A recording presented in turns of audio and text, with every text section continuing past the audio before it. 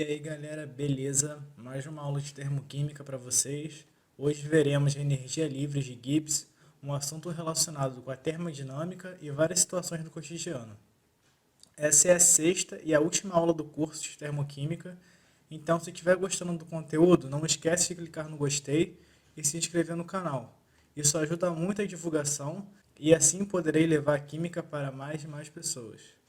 Dito isso, vamos para a aula de hoje. Bem, como eu falei com vocês, esse assunto ele é relacionado com a termoquímica. Então, para vermos primeiro a lei de Gibbs, temos que ver o que a segunda lei da termoquímica diz. Ela nos fornece uma maneira de comparar os efeitos das duas forças relacionadas aos processos espontâneos.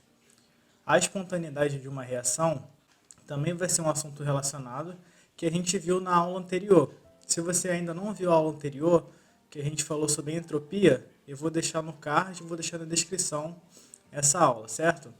E essas duas forças que estão relacionadas aos processos espontâneos é a variação da energia e a variação de entropia, que a gente viu na última aula. A gente também viu na aula anterior que a tendência do universo é que ocorra espontaneamente um aumento da entropia. Logo, todo processo espontâneo provoca um acréscimo da entropia no sistema. Isso aqui são as coisas que a gente viu na aula anterior. A variação da entropia, que a gente coloca com uma letra S, é a divisão da quantidade de calor pela temperatura em Kelvin.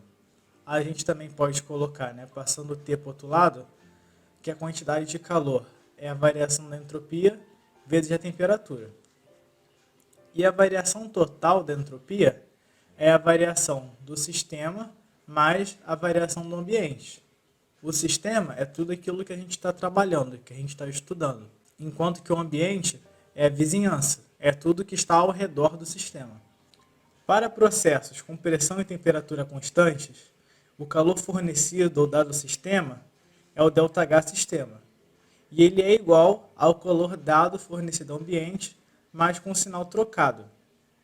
A gente viu sobre a questão de calor e sinal trocado nas aulas sobre reações exotérmicas e endotérmicas. Sempre vai ter uma parte que vai liberar calor e uma parte que vai receber calor. E isso a gente vai colocar sinais contrários. Aqui é a mesma coisa. Quando o sistema ele ceder calor, o ambiente vai absorver e vice-versa.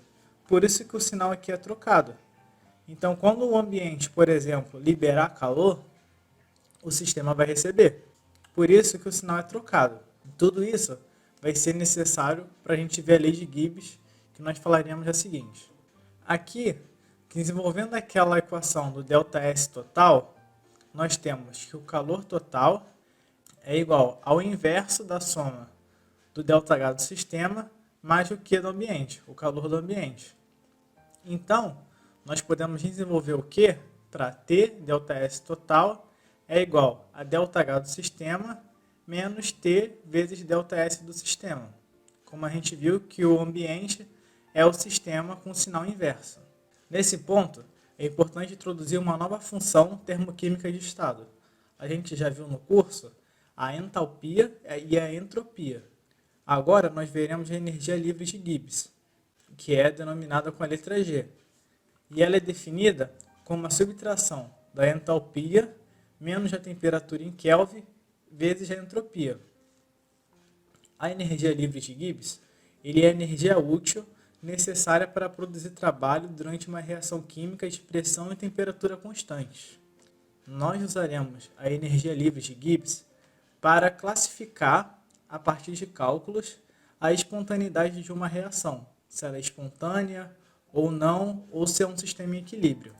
A variação da energia livre de Gibbs ele nos mostra os dois fatores essenciais para a espontaneidade de uma reação, que é a variação da entalpia, o ΔH, e a variação da entropia, o ΔS, que foi o que a gente viu no primeiro slide. Esses são os fatores que vão nos determinar para a gente se uma reação é espontânea ou não. A gente viu o cálculo da energia livre de Gibbs, mas para as questões de vestibulares, o que é pedido é essa fórmula aqui. A variação da energia livre é igual à variação da entalpia menos o produto da temperatura, sempre em Kelvin, vezes a variação da entropia. E pelo sinal dessa variação da energia livre, nós podemos determinar se uma reação é espontânea ou não, ou se ela está em equilíbrio. Quando o ΔG ele é negativo, ele vai nos representar uma reação espontânea. Pelo contrário, quando o ΔG ele apresenta um valor acima de zero, positivo, ele vai representar uma reação não espontânea. E quando o ΔG é nulo, ele é igual a zero, nós teremos um sistema em equilíbrio, certo? Bem fácil. Agora, vamos ver exemplos do ΔG e exemplos de reações espontâneas ou não. Como a gente viu, o ΔG negativo, ele representa uma reação espontânea. Exemplos de reação espontânea pode ser a evaporação de água no deserto e o congelamento de água no Alasca. Ou seja, são reações que acontecem naturalmente, sem qualquer ajuda externa.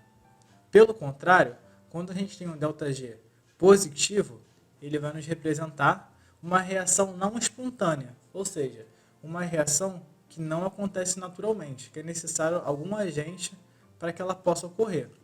Evaporação de água no Alasca e o congelamento de água no deserto são exemplos dele. Não seria natural, se pensarmos, congelar água no meio do deserto.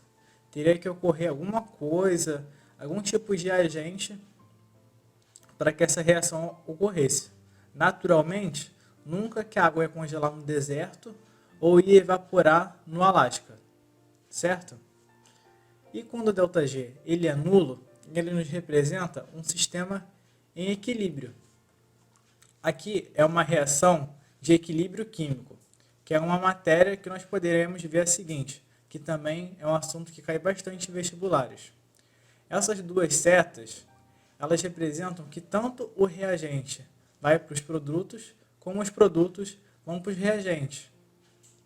A quantidade de moléculas do reagente que viram produto é a mesma quantidade de moléculas do produto que viram reagente. Ou seja, eles estão num equilíbrio químico. E por estar em um equilíbrio, o seu ΔG é nulo. Agora que já vimos a teoria sobre energia livre de Gibbs, vamos fixá-lo por meio de exercícios. Aqui é uma questão da Unicamp, que ela fala sobre a energia livre de Gibbs e sobre a principal fórmula que cai em vestibulares, que é a sua variação. Vamos fazê-la juntos. O óxido de cálcio pode ser obtido a partir da combustão do cálcio metálico de acordo com a equação. Aí tem aqui o cálcio sólido, mais a metade de gás de oxigênio, gerando aqui a cal. Considere que a formação do óxido de cálcio é espontânea e que, para a reação acima, ele dá os valores de ΔH e os valores de ΔS. Determine o valor da temperatura em Kelvin para que essa reação deixe de ser espontânea. Então, primeiro vamos ver os fatores importantes dessa questão, os dados. Primeiro, que ela é espontânea e ele dá os valores do ΔH e do ΔS. O ΔH é menos 800 kJ vezes mol. E o ΔS é menos 240 joules vezes Kelvin vezes mol. Ou seja, um está em joule e um está em quilojoule. Então vai ser necessário que a gente transforme um deles para ficar na mesma unidade. E ele quer a temperatura em Kelvin para que essa reação deixe de ser espontânea. Quando a gente está falando de uma espontaneidade da reação, a gente precisa fazer o estudo de sinal com a variação da energia livre, como a gente viu anteriormente. Indo na resolução, então, primeiro nós temos que converter o ΔS de joules para quilojoules. O ΔH também não está em quilojoules, então a gente vai ter que transformar para ficar na mesma unidade. Então, menos 240 joules é igual a menos 2,4 kJ. Para a reação deixar de ser espontânea, o ΔG, a variação da energia livre, ela precisa ser positiva. Logo, o ΔG, que desmembrando, é a variação da entalpia menos a temperatura em Kelvin, vezes a variação da entropia tem que ser maior que zero, certo? E nós temos os valores de ΔH e de ΔS, então basta achar a temperatura. Substituindo os valores, nós vamos ter menos 800 menos T vezes menos 240 maior do que zero. Aqui, multiplicando e invertendo o sinal, vai dar menos 800 mais 240T tem que ser maior do que zero. Eu vou passar o 800, que está negativo, para o outro lado, agora com sinal positivo, né? E agora, basta colocar o 240, que está multiplicando T, dividindo. Ou seja, T tem que ser maior do que 800 dividido por 240. Aproximadamente, o T tem que ser maior do que 333,33 Kelvin, que é a resposta da alternativa D, que é a resposta da nossa questão. Conseguiram fazer? Foi uma questão que envolveu cálculos, mas bem simples. Só bastava lembrar do ΔG e quando uma reação é espontânea ou não. Então é isso, pessoal. Mais um conteúdo de termoquímica finalizado. E assim nós terminamos o nosso curso de termoquímica. Agora que já exercitamos a teoria, eu vou deixar alguns exercícios com gabarito na descrição. Não deixem de fazê-los para fixar bem o conteúdo. Se essa aula te ajudou, esmaga esse gostei e se inscreve no canal para receber todos os conteúdos que eu estarei postando semanalmente aqui. Bons estudos e espero vocês na próxima aula.